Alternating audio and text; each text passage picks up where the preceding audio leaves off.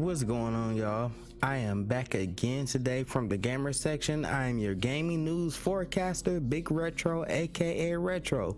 Call me Retro for short. But today I got some spicy news for y'all, man, and we're gonna talk about some wild stuff. You feel me? And with that being said, we're gonna get right into it. Let's get it.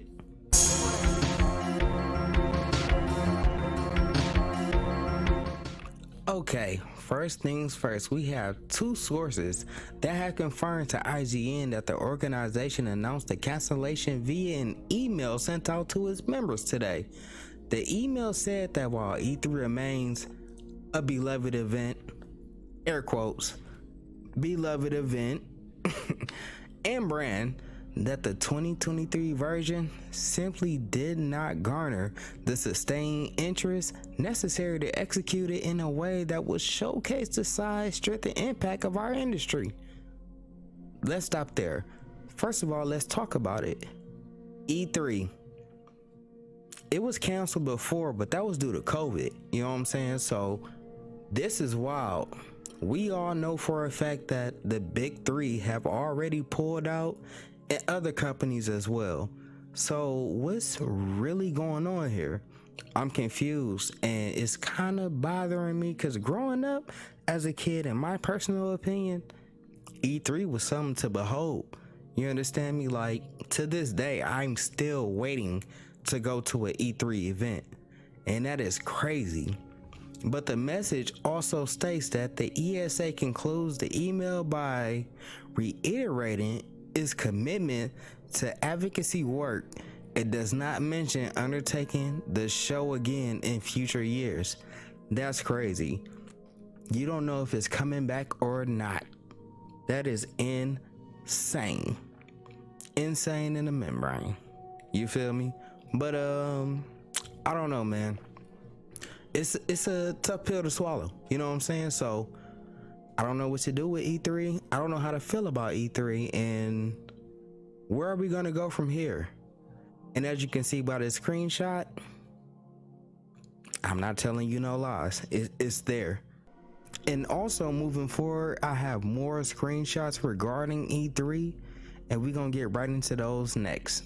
Now, as you can see on the screen, including these messages via IGN, by the way, where I got my source from, it says this was a difficult decision because of all the effort we and our partners put toward making this event happen, but we had to do what's right for the industry and what's right for E3.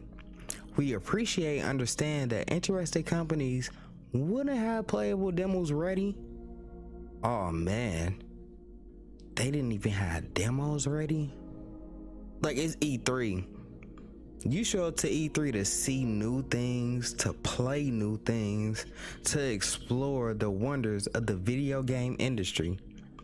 That's nuts. But once again, it says we appreciate and understand that interested companies wouldn't have playable demos ready, and that resourcing challenges made being at E3 this summer an obstacle they couldn't overcome.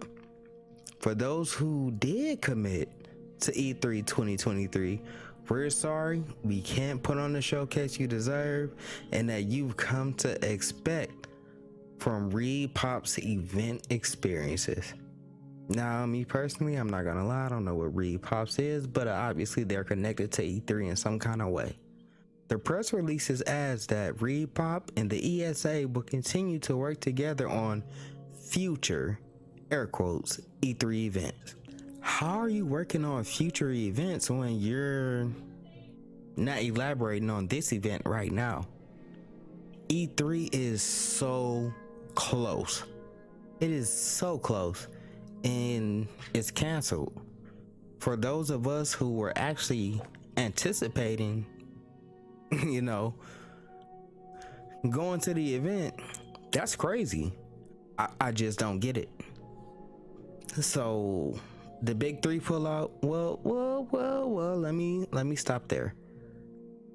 The big three pulled out, so we didn't expect much from them to begin with. However, You're not going to tell me that there is nothing there for E3. That expo is one of the biggest showcases in history, and y'all have nothing to show for E3 to the point where you have to cancel it. Demos or not, there is video game news releasing on a regular basis. There is so much that we are still waiting to hear about now, and you guys refuse to host this event because everybody and their mom pulled out.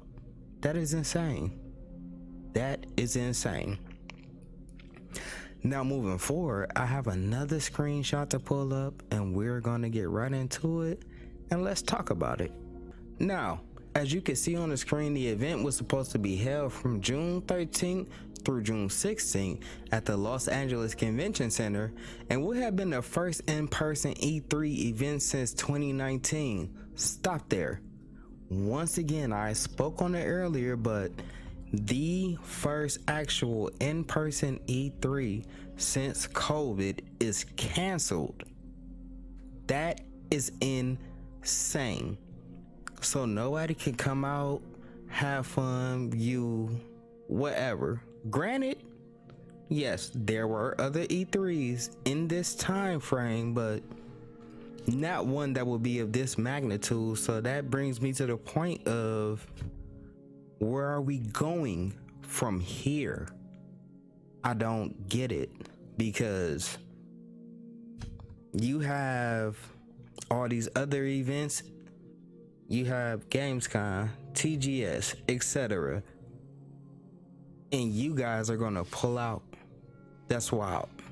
Now let's carry on and finish reading this article that's clipped here on the screen. The event was canceled in 2020 due to COVID-19 pandemic, and while a digital version was held in 2021, the event was canceled again in 2022 in an effort to focus on a revitalized showcase that will set a new standard for hybrid industry events. Interesting. Where is that focus now? What are you guys revitalizing?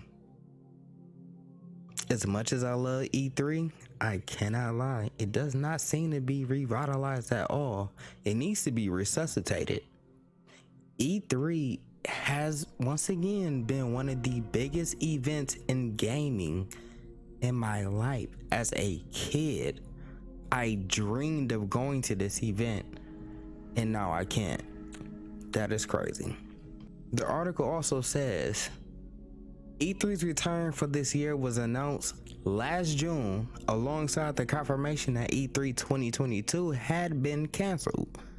The news comes as multiple big names in the industry, Xbox, Nintendo, PlayStation, and more recently, Ubisoft, announced that it will not be attending E3 in any capacity, with most opting to host its own digital showcases. That's nothing new. That has been for quite a few years now. All these companies have had their own showcase. They love to make it clear that we don't need E3. And not to say anything bad about E3, but these companies have personally shown they don't need E3, which is a great place, once again, to showcase their games, upcoming titles, upcoming endeavors, even upcoming projects, games that won't come out for years.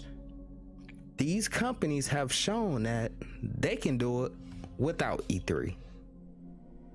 That is insane. There will be, Ubisoft announced that they will have their own showcase coming up later on this year. We already know PlayStation has one. We also know Xbox has one coming up this year. All these different events will showcase games without this platform. And the crazy part is, Nintendo has been doing this for years. Although they were a part of E3, I personally have never felt like a Nintendo Treehouse at the event really fit with the E3 format. It's kind of like they did their own thing for the most part every year. In the past, 4 or 5 years, Nintendo will make it clear like, this is what we're doing. And maybe, yes, if you were in attendance in person, you could play a couple Nintendo games, but Nintendo has shown like, I don't need y'all before these other companies did. Think about it. And with that being said, man, let me know what you think about this video. Drop a like, comment, subscribe, etc. I am Big Retro of the Gamer section, and I am your gaming news forecaster. So for any more news, tap back in here, man. We got you covered.